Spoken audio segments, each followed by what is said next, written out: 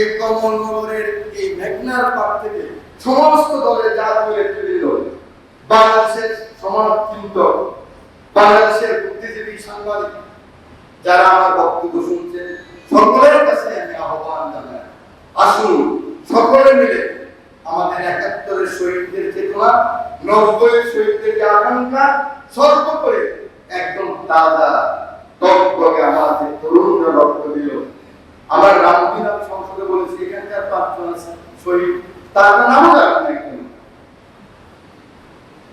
এবং আমাদের রিয়াজ, আমাদের আবু সাহেব, ওয়াসিম, মুগ্ধ, রিয়া, তাসলিমা, আমাদের ৫ বছরের মেয়ে হাসতে হাসতে মরে গেছে। ১০ টাকা ছিল না তার কাছে, সে বলছিল আমি গণভবনের দিকে যাবো, ছিলে আবার ১০ টাকা, যে লোক আমাকে বলা গেছে সে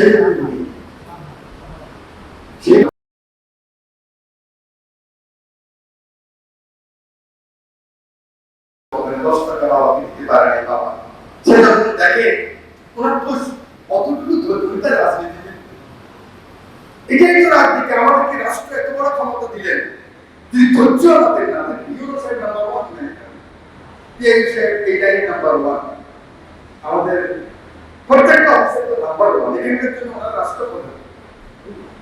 আমাদের যদি পেশেন্স না থাকে, যাদের টাকায় আমাদের রাষ্ট্র চলে, সরকার চলে, বেতন চলে, আমাদের ধীরে ধীরে বিদেশিরা বিচার ভাই ওই আজকে যে নবজাতক শিশুটা তার মাথায় টেনে বোঝা আসছে, তো তাকে কমাতে এগুলি তো বলে প্রজাতন্ত্রের কর্মচারী। আমরা বক্তব্য তৈরি করি প্রজাতন্ত্রের কর্মচারী, আমরা সবাই এটা আমরা বেতন ভাতা পাই।